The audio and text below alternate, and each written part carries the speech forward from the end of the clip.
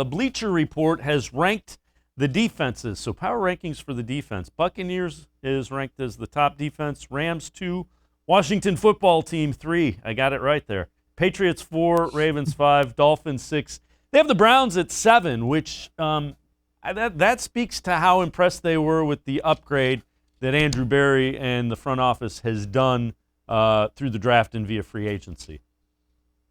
If they jumped up to 7, that would be absolutely enormous for this team. Again, we have to throw out that word Super Bowl, right? If they have a top 10 defense like that, the potential is there with all the additions they've made. It's going to get tested early against Kansas City. I think the thing to remember about this defense and really with all NFL teams is you want to hit your stride. You want to play well early in the season, but you want to hit your stride towards the end of the season in November and December. The teams that are playing best towards the end of the year, and the Browns are an example of this, usually win playoff games. Look at the Steelers last year. They started the year great, and then they really went downhill in a hurry, and the Browns blew them out in Pittsburgh in the wild card round. So it might be a little slow with this defense, with the new faces kind of learning what they want to do and how they want to match up to different teams. But I think this thing can really get rolling in the second half of the season, and that's when you start talking about a defense that could land in that number 7 spot.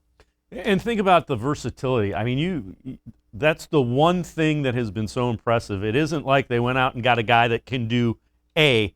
They went out and got a guy that can do A, B, and C. And, oh, by the way, he's really good at all of them.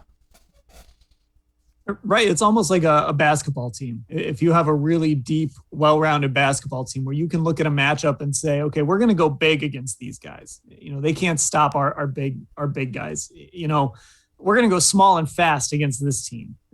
Joe Woods is going to be able to play the matchup game week to week, and we might see a defense that looks different based on not necessarily who they are, but on who they're playing. They might look at Lamar Jackson and say, like the Chargers did a few years ago, we want 7 defensive backs on the field.